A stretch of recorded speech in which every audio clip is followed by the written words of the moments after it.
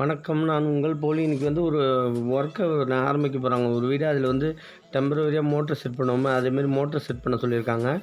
ஈஸியான மெத்தட் தான். நிறைய பேர் நான் போட்ட வீடியோ இதுக்கு முன்னாடி வீடியோ போட்டு தான் பார்த்துட்டே செட் பண்ணியிருக்காங்க.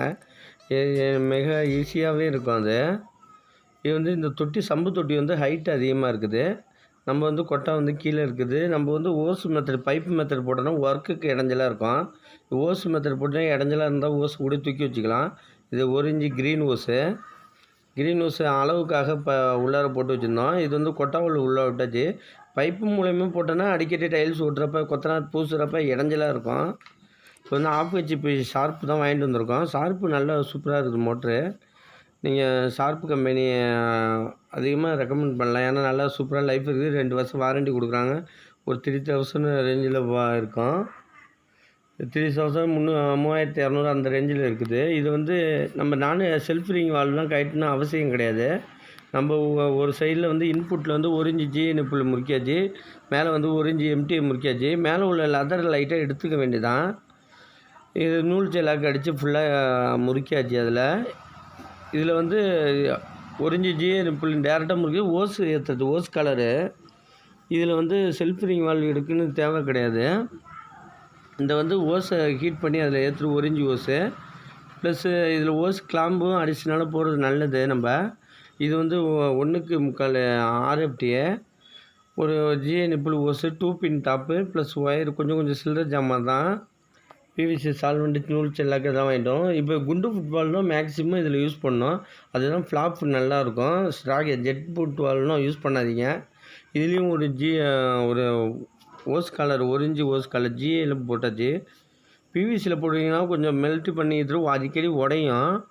இப்போ இந்த சைடில் வச்சுட்டு ஓஸு எக்ஸ்ட்ரா உள்ளது சுற்றி வச்சாச்சு. அது ஓஸு நசுங்க. அது இந்த க்ரீன் ஓஸு இதனால் ஹீட் பண்ணிவிட்டு இது நார்மலாக ஏறாது. ஹீட் பண்ணி தான் ஏறணும். அதுக்கு நம்ம பிவிசி சால்வெண்ட் எடுத்து உள்ளார தரணும். அவுட்டரில் தரோன்னா கறி படிஞ்சிடும். ப்ளஸ்ஸு உள்ளார தான் நம்மளுக்கு ஹீட் ஆகணும். வயிற்றுக்கிட்ட அழகாக போவோம். நம்ம சால்வெண்ட்டை இப்போ சேஃப்டியாக தான் பார்க்கணும். நல்லா பற்றிக்கு இந்த கம்பெனியில் கொஞ்சம் ஸ்லோவாக தான் எரியுது இது சால்வெண்ட்டு. இது நல்லா ஹீட்டான பிறகு ஓஸு நல்லா பதமாக இருக்கிறப்ப ஓஸு ஏற்றிட்டிங்கன்னா நல்லா கரெக்டாக டைட்டாக பிடிச்சிக்கும். அடுத்து நம்ம உருவி எடுக்க முடியாத அளவுக்கு இருக்கும். நல்லா மெல்ட் ஆகிக்கிறான்னு நம்ம கையை வச்சு அமுக்கி பார்த்துட்டு எடுத்து அந்த ஓஸ் காலரில் அடியில் சொருவிட வேண்டியதான். இப்போ மோட்டருக்கு இன்புட்டில் சொருகிறோம். இப்போ சொருவிட்டாச்சு. கிளாம்பு போட்டாச்சு. அதில் ஓஸ் கிளாம்பு கிளிப்பு போட்டு முறுக்கியாச்சு. இப்போ இந்த அடி ஸ்க்ரூ இதுமாரி மட்டமான ஏரியாவில் கட்டை கட்டி வச்சுருக்கோம். மட்டமான ஏரியாவில் அடி ஸ்க்ரூவை கட்டிடணும். ஏன்னா மோட்ரு லைட்டாக பிடிச்சிருந்துச்சின்னா ஃபேனை கட்டுறதுக்காக மேலே உள்ள அடி ஸ்க்ரூவை கட்ட முடியாது. அதனால் மோட்ரு தூக்குற மாதிரி இருக்கும். நம்ம மேலே 2 ஸ்க்ரூவை கட்டிட்டு சுற்றிக்கலாம்.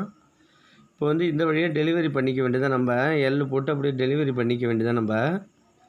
இப்போ நம்ம ஃபுட்பால் ஏற்றிப்போம். அந்த சைடு ஓஸை எடுத்து நம்ம இதில் நல்லா இப்போ சால்வெண்ட் நல்லா எரியுது. கொளுத்திட்டு இது நம்ம ஃபுட்பாலை வச்சு ஃபுல்லாக ஏற்றிட வேண்டியதான். ஃபுட்பால்ஸ்லேயும் ஓஸ் காலர் கரெக்டாக செட் பண்ணி இருக்குது.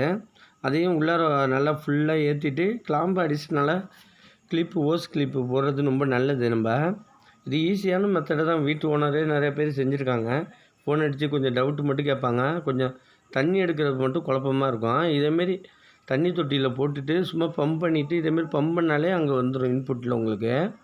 கொஞ்சம் கொஞ்சமாக நம்ம முறுக்கிறப்ப இதுமாரி பம்ப் பண்ணிக்கிட்டோம்னா கொஞ்சம் இதுமாரி தண்ணி ஊற்றுனா அவசியம் இருக்காது. நம்ம அதுமாரி பம்ப் பண்ணிக்கிட்டோம்னா அது பாருங்கள் எம்டி வழியாக பாருங்கள். இப்போ எள்ளு போட்டு செட் பண்ணிப்போம். இப்போ எள்ளு போட்டு செட் பண்ணியாச்சு.